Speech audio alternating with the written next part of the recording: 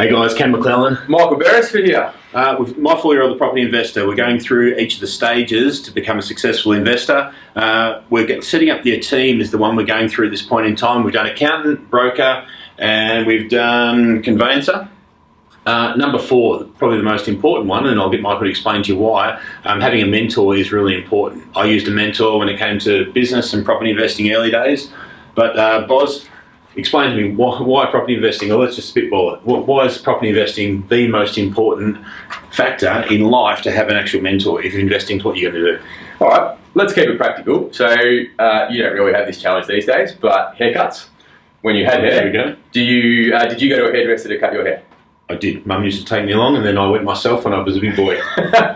Outstanding. You like your cars? Do you service your own cars, or do you get a mechanic to do it? I get a mechanic to do it. I used to like playing with cars, but I don't anymore. Yep.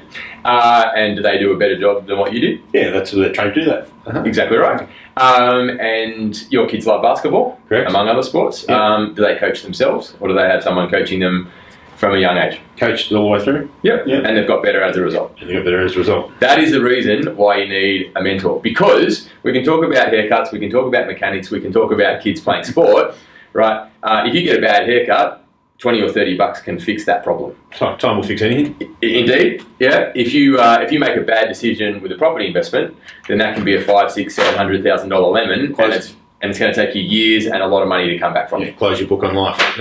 Yeah. So I guess thinking about mentors, you've been successful in business, but you've had business mentors? Correct, yeah. I've used business mentors. I used property mentors first. Yep. The first, and I still use Steve as a mentor. I speak to him nearly weekly still, and this is 20 years later, about what I should and shouldn't do, and I suppose what Steve in my property investment, and I didn't call him a mentor early days. He was just an old grey hair guy who I asked questions about. But as time evolved, he became that sounding board. What he's been able to do is continually bring me back on track. Mm-hmm. And stay true to the fundamentals. Because being young and excited early days, I'd get sidetracked. Which is just natural. You start to get a little bit of money, and you get sidetracked. Business mentors. I don't know how many business mentors I've had, but quite a number of business mentors over the years. Yeah. And okay, so that's probably a good lead into. So different mentors have taught you different things. Yeah, correct. And that was probably early stages of business. First mentor taught me about the 3-way accounting, cash flow, balance sheets, profit and loss statements, the basics, and then it got to the stage where he said, "You guys have outgrown what I can teach you." Mm-hmm. Still friends with him, but as far as utilising him as a business mentor, we now have independent board members and investment committees where we drag in people, and they are, in a sense, the board's mentors. Yeah. So I guess what we can learn from that is that in life, in anything, you can learn something from people and they can guide you, but make sure they're using their experience, and people that have done it before is really important. And they'll always... Actually, sorry, keep going. I was going to say, you'll get to a ceiling with some people. Yeah. It's identifying when you've hit that ceiling and you've basically got the ideas from them and their expertise, and you need to be able to find the next stage and the next stage. So think about, Andrew Bogut is a client and ambassador of Open Corp. We talked to him, and they've got coaches for stretching, for diet, for the forward line, for the back line, for their mental health, their sports performance. The under-12s basketball team doesn't have coaching to that level of experience.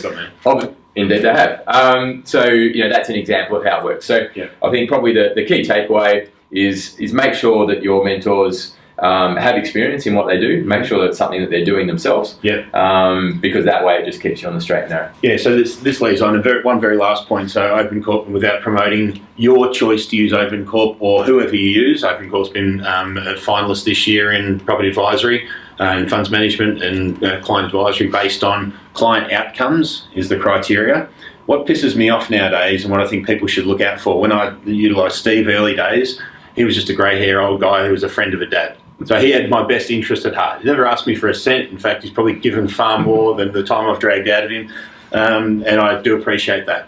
Nowadays, every time you open Instagram or Facebook, you see the latest property guru there, and you look into it, and most of our clients have got 3 times the properties that these people have. So a property mentor should have your best interest at heart first. They should have the experience and track record over decades of building successful portfolios, not just for themselves, but for hundreds and thousands of clients. and then how they get paid should be second consideration. 100%. Yeah, Cool. That's helpful, guys. Set up your team, get it right. Cheers, guys. Prosper.